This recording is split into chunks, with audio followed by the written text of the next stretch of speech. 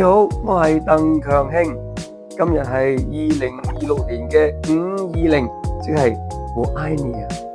今日春日嘅陽光特別充足，一如將愛心轉化為力量，用啲專係為哈士奇沖涼嘅沐浴露咧，同我隻愛犬大嚿沖涼。